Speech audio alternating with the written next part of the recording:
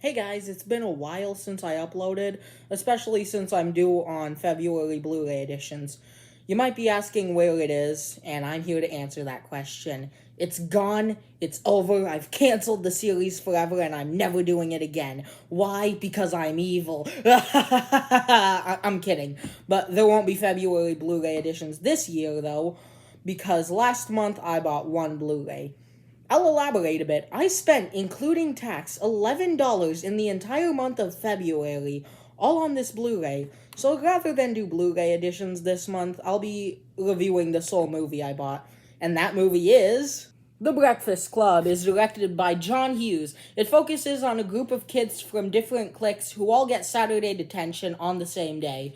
Through the next 90 minutes, we see these kids bond together, cry together, and share their life experiences and troubled home lives with each other. The Breakfast Club has an incredibly simplistic plot, and yet I actually stayed interested in the movie for the whole runtime. It's not common that movies that, for the most part, take place in one small area are as good as this. The reason this movie stays interesting is because it has complex characters and some of the best dialogue I've ever seen. Every performance in this movie is really good. For one, Paul Gleason as the principal, Richard Vernon, did good as the antagonist, and he was also in Die Hard 3 years later. The weakest points are comparatively Anthony Michael Hall and Ali Sheedy. The operative word being comparatively. They still give darn good performances. Just the greatest are the three members of this clique of clique members who we focus on the most. Emilio Estevez keeps up a great performance, except for one scene where he smokes marijuana because he's dancing, running around, doing flips.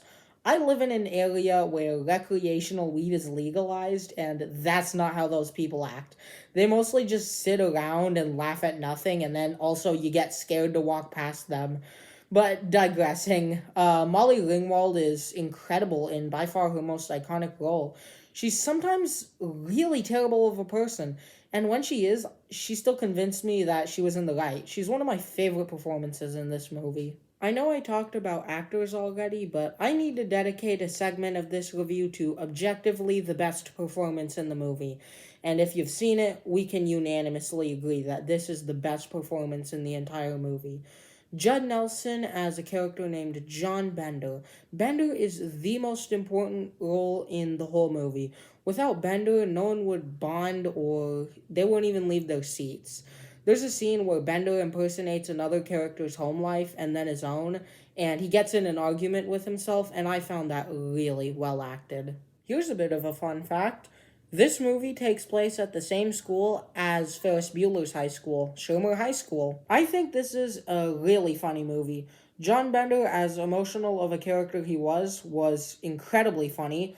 One gag that comes to mind was when John Bender asks if Barry Manilow knows the principal raids his wardrobe. The funniest part of the movie was this scene where everyone's eating lunch and Emilio Estevez has like three sandwiches, a large bag of chips, and some other stuff. Just an absurd amount of food for one person.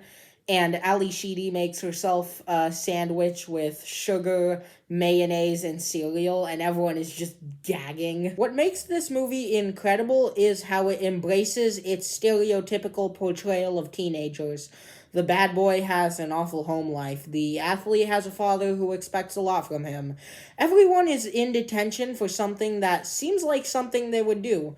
The reason I like this is because it makes it more fascinating to see these kids bond. It makes tension more inevitable, and it makes us ask the important question, will these people even be friends by the end of the day? I like how we're thrown into detention without even knowing, for the most part, why these kids are in detention.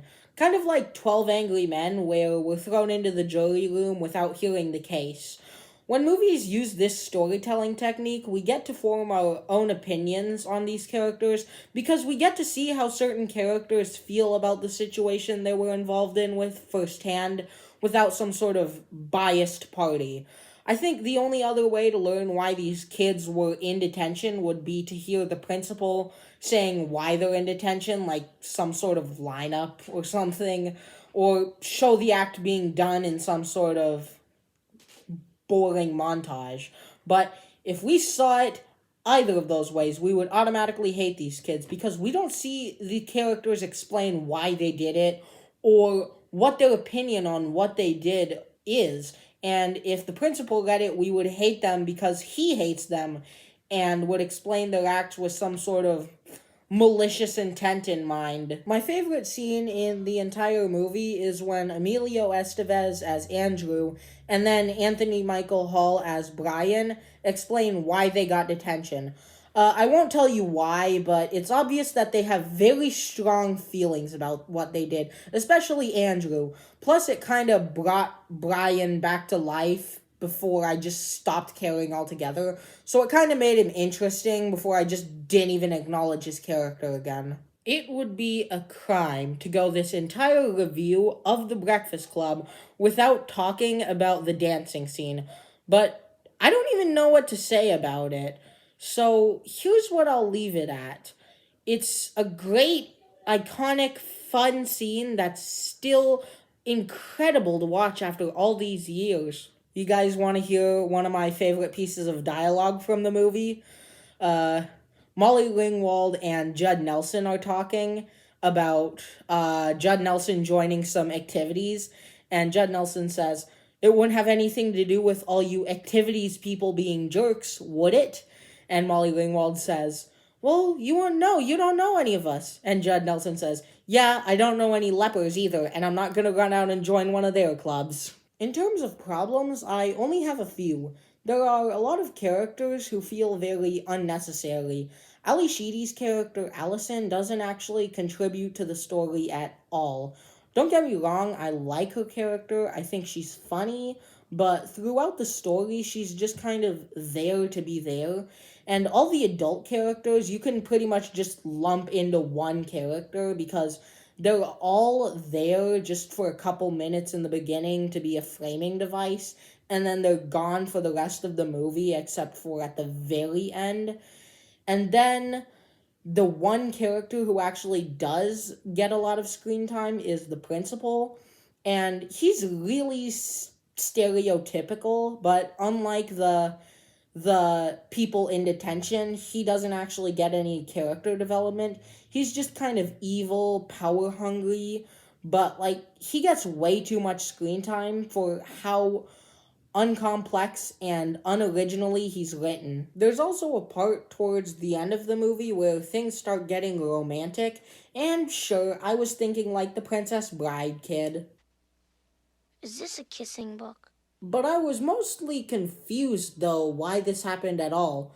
The romances felt very forced and out of place because these characters got along at times, and at other times they were screaming at each other and tearing them down. I think it would have been better if these characters just stayed friends rather than dating. I'll give The Breakfast Club an A minus. One of my favorite movies is 12 Angry Men. 12 Angry Men, similar to The Breakfast Club, takes place in one small area and throws us straight into the situation we'll be in the whole movie. But rather than bond with one another, the 12 jurors argue about the verdict of the case as tension slowly builds between these characters. John Hughes wrote and directed another movie with an incredibly simplistic plot. That movie is Ferris Bueller's Day Off. You might as well know it, and if I had to choose between Ferris Bueller's and The Breakfast Club, as much as I like The Breakfast Club, I'd instantly choose Ferris Bueller's Day Off. Although, if you've already seen John Hughes' really famous movies like Ferris Bueller or 16 Candles or The Breakfast Club, his most underrated movie is Uncle Buck. It is my favorite John Candy movie. It's a hilarious comedy, and it's a really early Macaulay Culkin movie, like before Home Alone. My last recommendation is for those coming-of-age fans. My favorite coming-of-age movie is Stand By Me. It's a Stephen King movie just like The Shawshank Redemption, and it's one of my favorite movies of all time. Well, since this is technically a Blu-ray editions video, I guess I should announce the winner. The winner of Blu-ray of the Month by a landslide is The Breakfast Club. Thank you very much for both stopping by for another video and being patient with my 3.5 week long hiatus. I am so sorry about that. Before you leave, comment down below who your favorite John Hughes bad boy is.